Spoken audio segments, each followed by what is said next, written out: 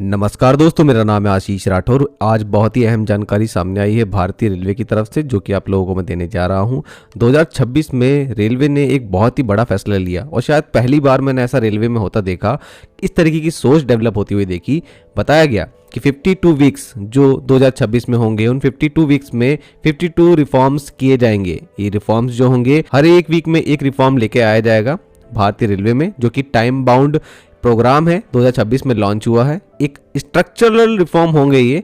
कहीं ना कहीं रेलवे की कार्य प्रणाली में नया बदलाव लेके आया जाएगा, एफिशिएंसी बढ़ाई जाएगी और नए नए टेक्नोलॉजीज को अडॉप्ट किया जाएगा। तो इससे रिलेटेड ये रिफॉर्म्स होने वाले हैं। अब यहाँ पर अश्विनी वैष्णव जी हर वीक में आकर रिफॉर्म्स के बारे में जानकारी दे रहे हैं। पिछले वीक में अश्विनी वैष्णव जी ने रिफॉर्म नंबर 1 और रिफॉर्म नंबर 2 की जानकारी दी, जो कि भारतीय रेलवे में आने वाले 3 साल में परफॉर्म होने वाला है। और अभी हाल ही में दोस्तों अश्विनी वैष्णव जी ने रिफॉर्म नंबर 3 और रिफॉर्म नंबर 4 की जानकारी दी है। सबसे पहले आप लोगों को रिफॉर्म नंबर 1 और 2 की जानकारी दे दूं। रिफॉर्म नंबर 1 जो है वो end to end hygiene and cleaning से रिलेटेड है। यहाँ पर साफ कह दिया गया है कि भारतीय रेलवे में हाइजीन और क्लीनिंग को लेकर के नए मेथड्स को अडॉप्ट किया जाएगा। ओल्ड क्लीनिंग मेथड्स की जगह जो डिफरेंट टाइप ऑफ टेक्नोलॉजीज आज आ चुकी हैं इस तरीके के क्षेत्र में, उनको अपनाया जाएगा। और एंड टू एंड क्लीनिंग में अब जनरल कोचेस को रिजर्व कोचेस की तरह ही प्रायोरिटी दी जाएगी। जनरल कोचेस की भी सफाई ऐसी ही होगी जैसी हमारे रिजर्व कोचेस की सफाई होती आई है।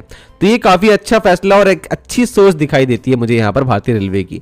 बस एक छोटी सी मेरी गुजारिश ये है, गार्बेज रिमूवल को लेकर के कुछ ज्यादा ही यहाँ पर काम करने की जरूरत है भारत में।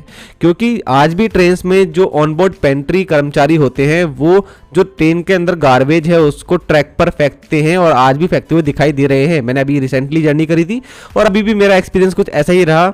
बहुत इजीली ट्रैक पर सामान फेंक दिया जाता है, चाहे वो पेपर हो, गत्ता हो। तो इसमें कोई ना कोई रूल आना चाहिए जो कि हार्ड हो और इसका कुछ ना कुछ बड़ा उपाय करने की जरूरत है। आने वाले 3 साल में अगर ये आप चेंजेस लाने वाले हैं तो इस पर जरूर ध्यान देने की जरूरत है। दूसरा दोस्तों जो रिफॉर्म आया है वो है गति शक्ति कार्गो टर्मिनल्स का एक्सपेंशन होने वाला है। देखिए, गति शक्ति कार्गो टर्मिनल जो है वो भारत में बन रहे हैं। पहले टारगेट रखा था 100 गति शक्ति कार्गो टर्मिनल बनाने का। तो टोटल डीएफसी और रेलवे के ट्रैक्स पर गति शक्ति कार्गो टर्मिनल बनाए गए हैं विभिन्न जगहों पर। अब उनकी संख्या 118 से बढ़कर 124 हो चुकी है। और अब जो ये रिफॉर्म का फैसला लिया गया है, इसमें बताया गया है ये गति शक्ति कार्गो टर्मिनल अब 500 तक एक्सपेंड किए जाएंगे आने वाले समय में। और गति शक्ति कार्गो टर्मिनल में एक छोटा सा मेजर चेंज और आने वाला है, जो अब आगे नए बनेंगे कि यहां पर जो मटेरियल प्रोसेसिंग की अभी तक फैसिलिटी नहीं होती थी, वो भी इन्हीं गति शक्ति कार्गो टर्मिनल पर प्रोवाइड कर दी जाएगी। इसके लिए अलग से फैक्ट्री सेटअप करने की जरूरत नहीं है। तो ये एक बड़ा फैसला लिया गया है। तो दोस्तों, पीएम गति शक्ति पोर्टल के द्वारा जो भी जानकारी मिलती है, उस जानकारी के तहत इंडस्ट्रीज एंड ट्रांसपोर्टेशन की जो क्षेत्र हैं उनको आपस में इंटीग्रेटेड करते हुए गति शक्ति कार्गो टर्मिनल ऐसे लोकेशन पर बनाए जा रहे हैं जहां पर इंडस्ट्रीज को भी फायदा हो और रेलवेज को भी उनका जो क्लाइंट है वो इजीली मिल जाए और कहीं ना कहीं जो ट्रांसपोर्टेशन कॉस्ट है उसमें भी कमी आए।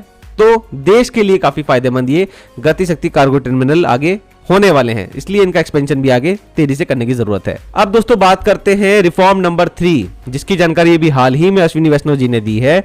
और ये रिफॉर्म नंबर 3 होने वाला है रेल टैक्स पॉलिसी आई है दोस्तों। और ये बहुत बड़ा मैं रिफॉर्म मानता हूं। कहीं ना कहीं रेलवे की सोच में एक बड़ा अंतर मानता हूं, जो शायद से आज से 3-4 साल पहले से मैं लगातार वीडियोस में बोलता आ रहा था कि इस तरीके की सोच की जरूरत है रेलवे में, तभी नई टेक्नोलॉजीज जो है वो भारतीय रेलवे में अडॉप्ट हो पाएंगी। सोच में फर्क लाना जरूरी था और अब वो आता दिख रहा है। एक नया रेल टेक पोर्टल लॉन्च होने वाला है दोस्तों, जिसके ऊपर काम शुरू हो चुका है। यहां पर अश्विनी वैष्णव जी ने जानकारी देते हुए बताया ये पोर्टल प्रोवाइड करेगा डिजिटल सिंगल प्लेटफॉर्म, जहां पर इनोवेटर्स एंड स्टार्टअप्स जो कि भारतीय रेलवे के लिए काम कर रहे हैं या फिर करना चाहते हैं, जिनके पास आइडियाज हैं, टेक्नोलॉजी है, तो वो यहां पर अपने प्रपोजल आइडियाज सबमिट कर सकते हैं। यहां पर पूरी ट्रांसपेरेंसी रहेगी, प्रोसीजर बहुत ही ज्यादा सिंपल रहेगा। कुछ भी ऐसा सोचने की जरूरत नहीं है कि आप लोगों को 10 जगहों पर जाकर बात करना पड़ेगी। आपको सिर्फ यहां पर अपना आइडिया जो है वो सबमिट करना है, प्रपोजल सबमिट करना है पूरी इंफॉर्मेशन के साथ में, और आपकी बात आगे तक ले जाई जाएगी। भारतीय रेलवे को अगर ये बहुत फायदेमंद लगेगा तो आप लोगों को यहां पर मदद भी की जाएगी।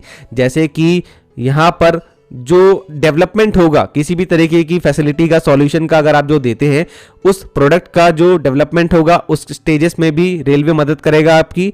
और बाद में जब मास स्केल पर आप लोगों को ऑर्डर दिया जाएगा तो उसमें भी आपको रेलवे मदद करने वाला है प्रोडक्शन से रिलेटेड। साथ में ही फंडिंग भी 50% रेलवे करने वाला है for development of viable solution. तो रेलवे की प्रॉब्लम सॉल्व होने में बहुत ज़्यादा हेल्प इससे हो जाएगी।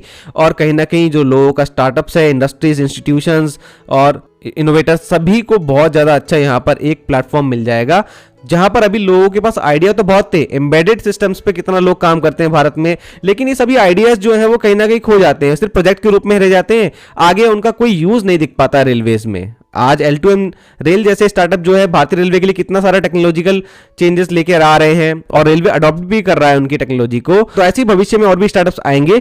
अब लोगों को बिल्कुल क्लियरिटी होगी बात किससे करनी है, क्योंकि पहले ये नहीं पता था किससे बात करनी है, कितने सारे लोग थे और बहुत ही इनिशियल स्टेजेस पे जो आइडिया है वो बिल्कुल डिस्क्वालीफाई हो जाया करते थे और बहुत से प्रॉब्लम्स थी, वो अब नहीं आएंगी।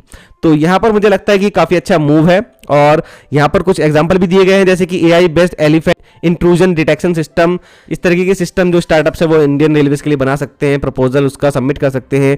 AI based fire detection in coaches, drone based broken rail detection system, obstruction detection system in foggy environment, sensor based load calculation for parcel vans. इस तरीके की जो टेक्नोलॉजीज है उसके ऊपर काम किया जा सकता है। तो रेलवे अब चाहता है देश में विभिन्न जगहों से जितने भी आइडिया उनके पास आ सकते हैं वो आए, जो कि रिलेटेड हो रेलवे की क्रिटिकल ऑपरेशनल चैलेंजेस से जो रेलवे फेस करता है। तो दोस्तों अब आखिरी जो रिफॉर्म है, मतलब रिफॉर्म नंबर 4, उसके बारे में जानकारी दे रहा हूं। ये रिफॉर्म है ERCT का डिजिटाइजेशन। दोस्तों RCT का मतलब है रेलवे क्लेम्स ट्रिब्यूनल। यहाँ पर अभी तक आप लोगों की कोई भी समस्या होती थी, मतलब किसी कस्टमर की समस्या हो, रेलवे पैसेंजर की समस्या हो, तो उसके लिए जो क्लेम के लिए अपने पैसे रिफंड लेने के लिए जो भी ई-फिलिंग होती थी, जो भी केस फाइल किया जाता था, वो अभी तक ऑफलाइन प्रोसीजर था, काफ़ी जटिल था। बहुत से लोग इस जटिलता को देखते हुए ही अपने जो क्लेम थे वो कभी करते ही नहीं थे। तो इससे रिलेटेड अब जितना भी प्रोसीजर है वो डिजिटल हो जाएगा। फिलिंग से लेकर के जजमेंट तक, क्या उनका जजमेंट आता है, पैसा मिलेगा नहीं मिलेगा, उससे रिलेटेड सारा काम जो है ऑनलाइन होने वाला है, जिस वजह से क्लेम फिलिंग और प्रोसेसिंग से रिलेटेड जितना भी काम होगा वो सब ट्रांसपेरेंट हो जाएगा और फास्ट हो जाएगा। ई फिलिंग के लिए तय किया गया है कि ERCT अब 24/7 अवेलेबल होगा। जैसे ही आप कुछ भी केस जो है वो आपका फाइल करेंगे तो उसके बाद एक्नॉलेजमेंट तुरंत आ जाएगा SMS और ईमेल के थ्रू। और एक CIS सिस्टम जो कि केस इंफॉर्मेशन सिस्टम है वो डेवलप किया जा रहा है, जिसमें एक सेंट्रलाइज्ड डेटा बेस रखा जाएगा जहां रियल टाइम केस की ट्रैकिंग हो पाएगी। आप कोई भी केस जो है वो फाइल करते हैं तो आपका फिलिंग डे से लेकर के जजमेंट तक जो भी डेटा होगा उसमें रियल टाइम बेसिस पे दिखता रहेगा, आपका केस के लेकर क्या चल रहा है वो सब पता लगता रहेगा आप लोगों को उस पोर्टल पर।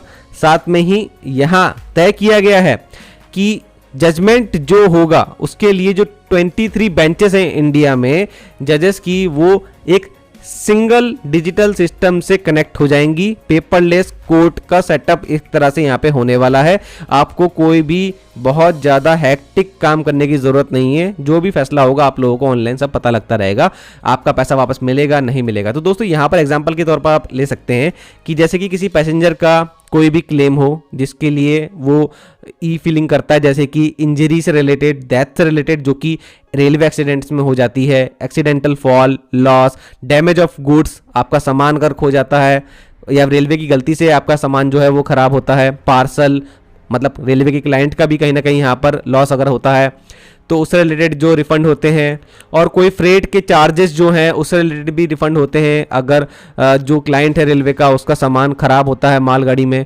तो इन सब चीज़ों से रिलेटेड जितने भी क्लेम होते हैं वो करना आसान हो जाएगा। तो ये एक सिंगल पोर्टल अब बनने वाला है, पारदर्शिता बढ़ेगी, तो इससे लोगों को काफ़ी ज़्यादा आसानी होने वाली है। तो ये भी काफ़ी अच्छा कदम मुझे दिखाई देता है।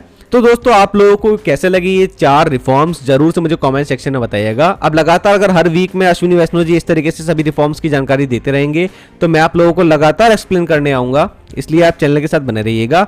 इन सभी रिफॉर्म्स की वजह से क्या असर सच में रेलवे में पड़ रहा है, क्या इनका कोई भी अच्छा आउटकम सामने आया है, उसके बारे में भी आप लोगों को जानकारी मेरे चैनल पर मिलती रहेगी। तो आज के लिए दोस्तों इतना ही। वंदे मातरम, भारत माता की जय।